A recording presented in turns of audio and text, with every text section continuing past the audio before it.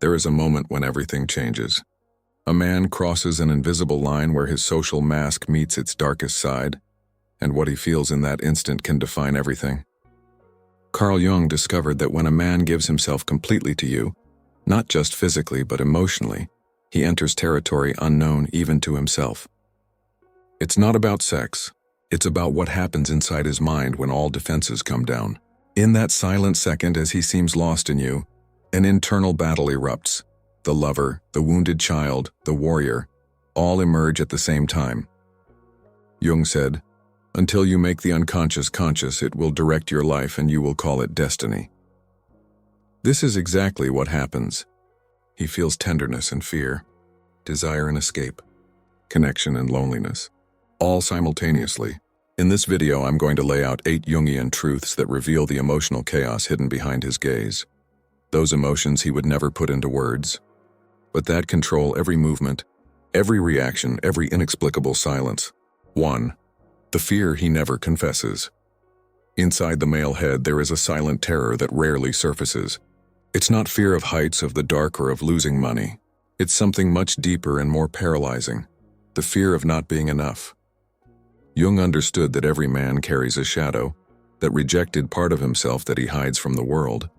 And in this shadow lives the boy who was once called weak, too sensitive, incapable. This kid never left. He just learned to hide behind a mask of trust.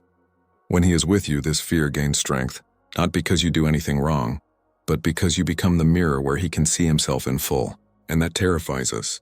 He wonders if he's man enough, if he can protect you, if he'll disappoint your expectations. These thoughts do not appear in the form of clear words. They appear as a tightness in the chest, a sudden urge to move away, an awkward silence after an intimate moment. Jung called this the male inferiority complex. Society has taught men that they need to be unshakable rocks, perfect providers, warriors without wounds. Anything outside of that is seen as a failure. Then, when he feels that he is not up to it, shame takes over, and shame is a feeling that men have learned to hide better than any other. They turn shame into anger, into distance, into indifference. Anything but admitting that they are afraid. You can notice this when he talks about future plans. When you avoid talking about deep feelings. When you change the subject if you ask him what he's thinking, it's not coldness. It is protection. He's afraid that if you see his weaknesses, he'll leave, because that's what he learned. Weak men are alone. Men who fail are discarded. Men who cry are pathetic. The cruelest thing is that this fear feeds on itself. The more he hides, the more distant he becomes. The farther away he gets, the more he confirms to himself that he is not worthy of true love. It is a vicious cycle that Jung noticed in many of his patients. They would come to the office saying they couldn't connect, but the truth was that they were so afraid of rejection that they sabotaged any chance of real connection. This fear also appears in bed, when he cares about performance, about duration, about his satisfaction, because there, in that moment of total exposure, he can't pretend. The body gives everything. And if he feels that he has failed in some way, it will mark deeper than any verbal criticism. Because for many men, physical intimacy has become the last place where they can prove their worth. If they disappoint so far, what is left? But there is something that few people understand. This fear does not mean that he does not love you. In fact, it's the other way around. He's just afraid of losing what really matters. The more you mean to him, the greater the terror of not being enough to keep you around. That's why sometimes the most passionate men are the ones who move away the most. Their logic is crooked, but it makes sense in their heads. If I step aside first, I won't suffer when she leaves me. Jung believed that to cure this fear, man needs to integrate his shadow. Accept that being vulnerable is not being weak, that being afraid does not nullify your strength. That crying doesn't make him any less of a man. But that's a long and painful journey, because it means dismantling years of conditioning, of voices saying that it needs to be tough, impenetrable, invincible. It means looking at that scared boy inside him and saying, you also deserve love, even when you make mistakes, even when you fail, even when you don't know what to do. 2. When he feels invisible even though he is by your side. There is a strange pain that some men carry, the feeling of being physically present, but emotionally absent in the eyes of those they love. They are there, sitting on the couch, lying in bed, sharing the same house, but they feel as if they were transparent, as if no one really saw them. Jung talked about the persona, that social mask we use to fit into the world. The problem is that many men have worn this mask for so long that they have forgotten who they are behind it, and when someone only sees the mask, they feel deeply alone. This happens in subtle ways. When you talk about your day and he listens, but you never ask about his. When you share your concerns and he supports you, but he never shares his because he learned that no one wants to listen. When you ask for help and he solves it, but no one notices when he is overwhelmed. Slowly, he becomes a functional character in your life, not a real person with fears, pains, and needs of his own. Jung realized that many men live entire lives being seen only for what they do, never for what they are. They are the provider, the protector, the fixer, the problem solver. But where is the human being? Where is the man who also feels lost, tired, frightened? This man stays hidden because he learned that male vulnerability bothers people. So it stores everything inside and keeps working. What happens when he feels invisible is a progressive emotional withdrawal. He doesn't make drama. He doesn't complain. He doesn't demand attention. He simply begins to disconnect. He spends more time alone, immerses himself in work, loses interest in deep conversations. It is not punishment. It's survival. Because continuing to give yourself emotionally when no one reciprocates hurts too much. It's like screaming into an empty room and realizing that your voice doesn't matter. Jung called this the alienation of the self. When the person distances himself so much from his true essence that he begins to live on automatic. For many men, this becomes routine. They wake up, work, come back, fulfill their duties, sleep, and start over. But inside there is a growing void. A silent question that never finds an answer. Does anyone here care about who I really am? The saddest part is that many times the people around don't even notice. They think he's fine because he doesn't complain. They think he's happy because he smiles. They think he doesn't need affection because he's strong. But strength is not the absence of necessity. Strength is being able to keep going even when your needs are ignored. And every human being needs to be seen, heard, validated. Men are no exception, even if society insists on treating them as emotional robots. This feeling of invisibility corrodes from within. He may be making love to you but feel like you're distant. You may be talking but feel like you're not really present. It may have been by your side for years but feel like you've never really tried to get to know them. Because knowing someone really requires curiosity. It requires questions. It requires a willingness to listen to uncomfortable answers. And it is often easier to keep the man in the box of strong and resolved than to deal with his complexity. Jung believed that every human being has a fundamental need to be recognized in their entirety. Not only in the beautiful and convenient parts, but also in the confusing, fragile, contradictory parts. When a man feels that he is only valued for his functions, something inside him dies little by little. He can continue to fulfill his roles, but the sparkle in his eyes goes out. The passion diminishes. The distance increases, and then the paradox arises. He is closer than ever, but he feels further away than he has ever been. They share the same bed, but sleep in separate worlds. They share life, but they do not share the soul. And he doesn't know how to say it without sounding weak, dramatic, or needy. So he doesn't say anything, just feel. And he secretly hopes that one day someone will ask, and you, how are you really? If this video made you understand something you've always felt but never could explain, it's because it touched the unconscious. In the pinned link, you'll find the Jung method, a guide to stop repeating emotional cycles and finally understand your own patterns. Let's continue. 3. The loneliness that no one sees. There is a kind of loneliness that does not appear in photos, does not show itself in casual conversations, leaves no visible traces. It's the loneliness of being surrounded by people and still feeling completely isolated. Jung studied this phenomenon and discovered something disturbing. Many men live their entire lives in this state of emotional isolation without ever being able to name what they feel. They have friends, family, partners, co-workers, but deep down, they feel that no one really knows them. This kind of loneliness is born early. As a boy, he learns that showing emotional need is a reason for shame, that asking for help is a sign of weakness, that expressing pain is a thing for weak people. So he builds walls. He learns to solve everything on his own, to swallow his tears, to transform sadness into anger because anger is more acceptable.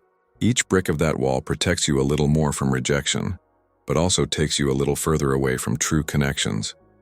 The result is a man who can be at a crowded party and feel lonely, who can have a partner sleeping next to her and feel lonely, who can have a whole family and feel lonely. Because loneliness is not about the number of people around, it's about the quality of the connection. It's about being able to be yourself without fear of judgment, and for many men that safe space simply doesn't exist. Jung talked about the journey of individuation, the process of becoming who you really are. But how do you make this journey when you can't share it with anyone? When do your fears, your doubts, your insecurities need to be locked inside you? Man ends up living a double life. The public version that everyone sees and approves of, and the private version that no one can know. This division is exhausting and profoundly lonely. The worst thing about this loneliness is that it disguises itself well. He goes to work, greets people, makes jokes, participates in conversations. He comes home, hugs you, asks about your day, seems to be present. But there is a part of him that is always out of reach, a part that he himself no longer knows how to access. It's as if he has forgotten how to really connect, how to let someone in. This disconnect affects everything. In intimacy, he can seem distant even though he is physically close. Not because he doesn't care, but because true intimacy requires vulnerability. And vulnerability is uncharted territory for him. That's what she was taught. Men don't open up, they don't ask for laps, they don't admit when they're lost. So he remains closed, safe inside his fortress, but dying of loneliness inside. Jung observed that this male loneliness is rarely discussed because men themselves do not know how to identify it. They feel an emptiness, a restlessness, a sense that something is missing, but they can't name it. So they fill that void with work, with distractions, with addictions, with anything that anesthetizes that dull pain of not truly belonging anywhere, not even in life itself. The tragedy is that this isolation is perpetuated. The more time he spends emotionally alone, the harder it becomes to open up. The walls get thicker, the distrust deeper, the fear of rejection more paralyzing. He wants connection, but he has already forgotten how to connect. He wants to be understood, but he has stopped trying to explain himself. He wants love, but he has built so many defenses that love cannot enter. And there are days when this loneliness weighs so much that he feels transparent, as if it could disappear and no one would really notice. Not his physical lack, but the lack of his essence, because people would miss what he does, not what he is. They would miss the money it brings, the problems it solves, the security it provides. But would they miss him? Of the real man with his wounds, his dreams, his fears? He doubts it. This doubt silently corrodes. He continues to fulfill his roles, appearing normal, keeping the machine running. But inside it is emptying out. Loneliness consumes pieces of him that no one sees. And the scariest thing is that he has already gotten used to it. He has already accepted that this is life for men. That emotional loneliness is part of the package of being a man in this world. And this, according to Jung, is one of the greatest tragedies of modern male existence. 4. Why he walks away when he needs you most. Here is one of the most confusing paradoxes of male behavior. Just when he is most hurt, most lost, most in need of support, he withdraws. He disappears, stays quiet, locks himself in on himself. You stand there wanting to help, but he pushes you away. It's not cruelty. It is a distorted survival mechanism that Jung identified. From an early age, a man learns that showing weakness is dangerous. He sees other boys being ridiculed for crying. You hear adults telling you to be strong, to hold on. Every time he shows vulnerability and is punished for it, a lesson is deeply engraved. When you are weak, you are alone. No one will save you, so he develops a pattern. When pain comes, he isolates himself, like an injured animal that hides far from predators. But in this case, the predator is the judging eyes of the world. And sometimes unintentionally your eyes too. Not because you judge, but because he is so afraid of being judged that he projects it onto you. He imagines his disappointment, his contempt. And to avoid this, he disappears. Jung called this regression, a movement in which the person retreats to old strategies when he feels threatened. For the man, the strategy is always the same. Face alone, don't ask for help, don't show weakness. Even if it makes him more lonely and desperate. At least he keeps control. This explains why he stays away after a hard day. Why do you close yourself off when you're worried about money? Why he disappears emotionally when he is insecure. In those moments, he doesn't trust that you'll take him in. Not because you gave reasons, but because your whole life has taught you that male vulnerability is not welcomed. It is penalized. There is also the fear of being a burden. He carries this idea that real men do not weigh on the lives of others. That needs to be the rock, not the one who leans on it. So when he's drowning, he pretends he's swimming well. He fears that if you see how much he's fighting, you'll lose admiration for him.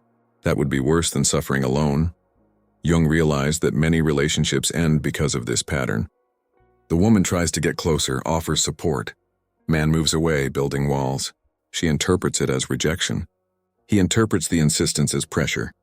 Neither of them understands what is happening. He is scared to death of being seen in his fragility. The tragic thing is that this behavior destroys exactly what he needs most: connection. By moving away when he needs closeness the most, he ensures that he will continue alone. But in his mind, it makes sense. Better to walk away by choice than to be rejected when you find out that he is not as strong as he seems. When he comes back, after processing everything on his own, he acts as if nothing had happened. He doesn't talk about what he was feeling. He doesn't explain his disappearance. He doesn't admit that he was bad. It simply resumes normality. And if you ask, he minimizes it. He was tired, he was busy, he was fine. Because to admit the truth would be to admit weakness. This cycle repeats itself until something breaks. Or he learns that vulnerability is not weakness, that asking for help is not shame. Or the relationship dies of emotional starvation. Because no one can fully love someone who doesn't allow themselves to be known. But fear is greater than reason. The fear of being seen, judged, rejected at the time it most needs acceptance. So he keeps moving away, protecting his image, losing his connections. Shares the secret desire to be vulnerable. Underneath all that armor is a deep desire that most men will never admit out loud. They want to be able to be weak.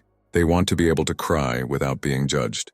They want to be able to say that they are afraid, that they don't know what to do, that they need help. Jung realized this in his studies. What weighs most on the male soul is not the pain itself, but the obligation to hide it. This is the silent torment of many men. They carry an invisible weight that no one recognizes. Everyone sees the strength, the competence, the ability to solve problems. But no one sees the cost of this. No one asks how much it costs to pretend everything is fine when it's not. How much does it cost to smile when you want to scream?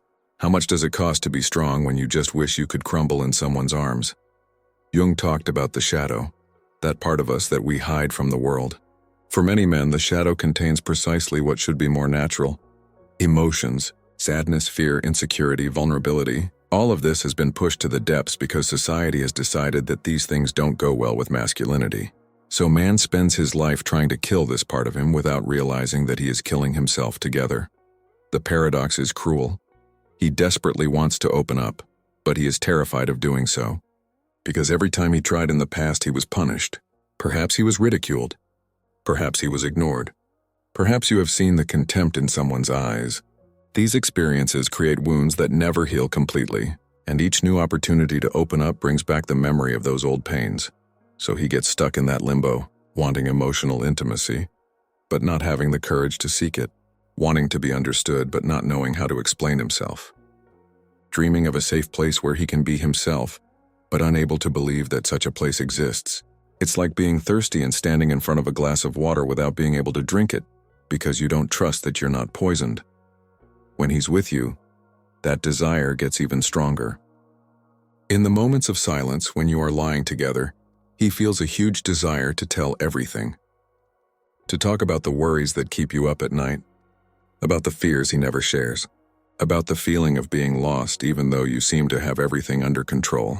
But the words don't come out. They get stuck in the throat, blocked by years of conditioning. Jung believed that true strength comes from integration, not repression.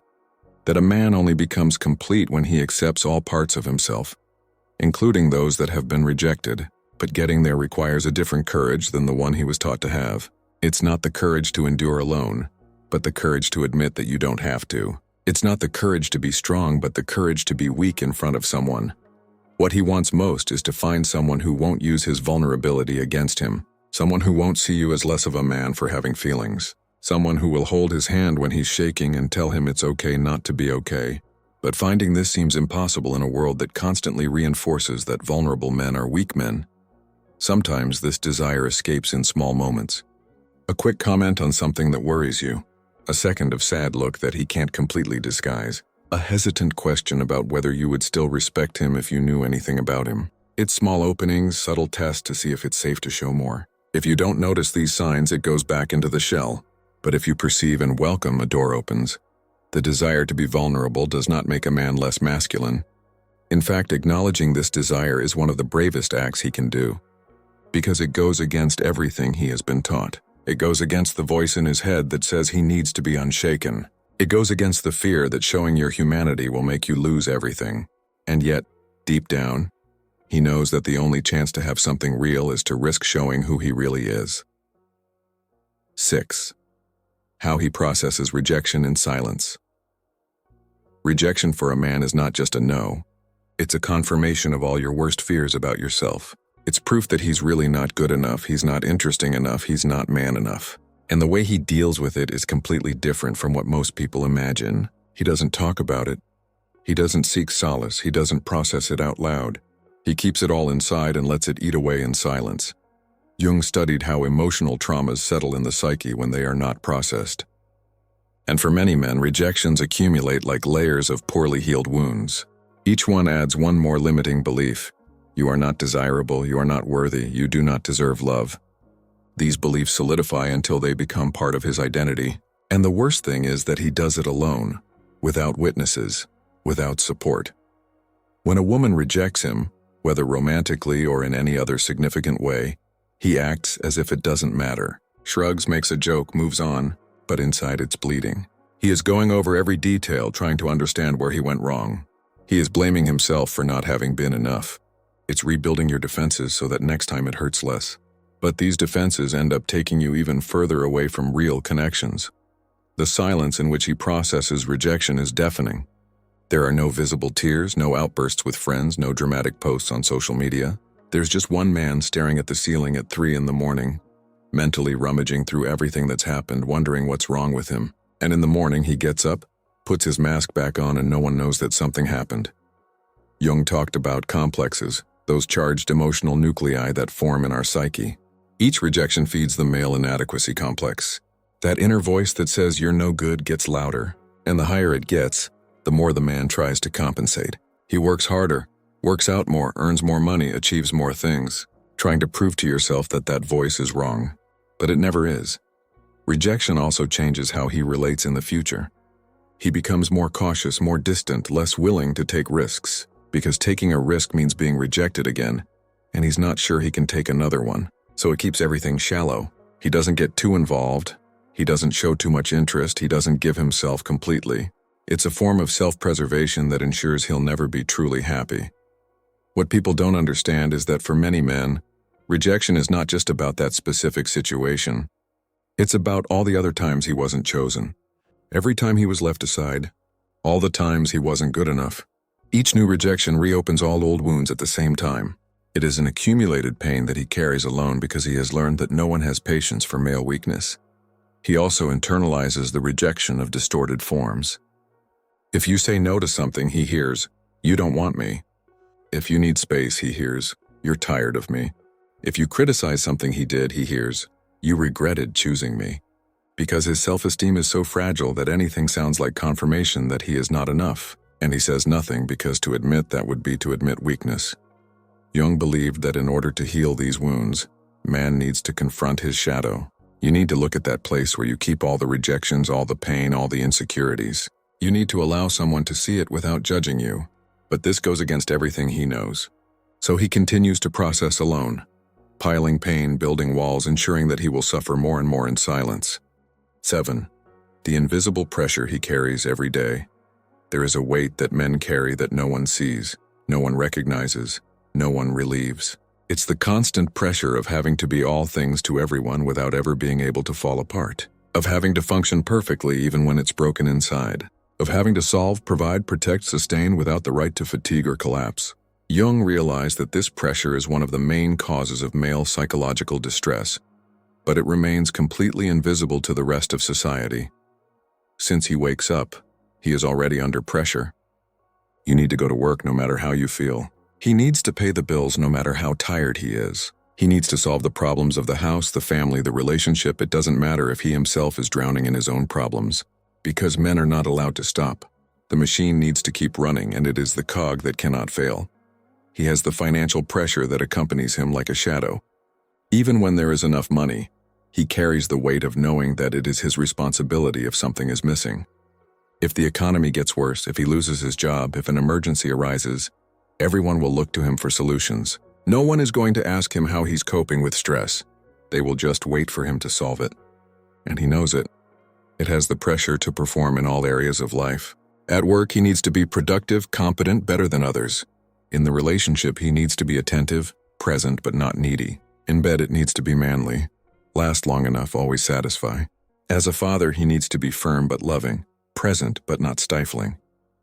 These are impossible expectations coming from all sides, and he tries to meet them all at the same time without ever feeling that he can. The social pressure to be a real man is suffocating. He needs to be strong but sensitive in the right measure, ambitious but present, provider but not workaholic, protective but not controlling. These are contradictions that he needs to balance without an instruction manual, and any slip is seen as a character flaw. If he works too much, he is absent. If you work less, you are lazy. There is no room for being human. There is also the emotional pressure of being everyone's safe haven. When you're bad, he needs to welcome you. When the family has problems, he needs to mediate.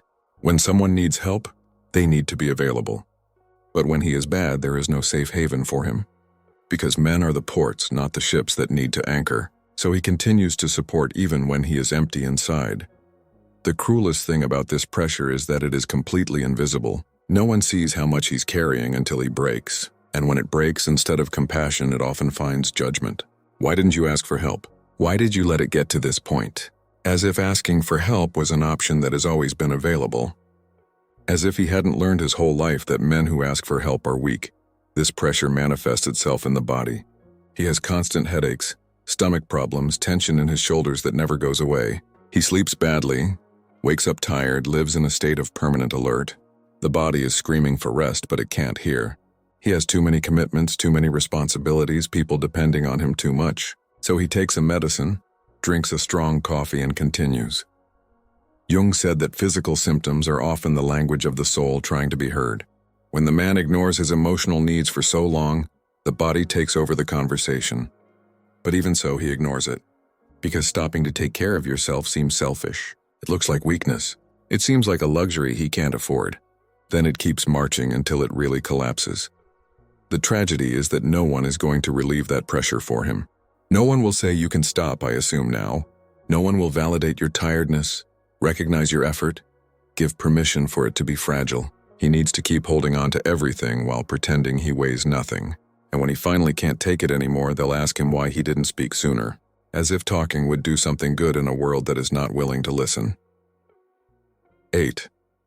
What does he really mean when he says, "I'm fine"?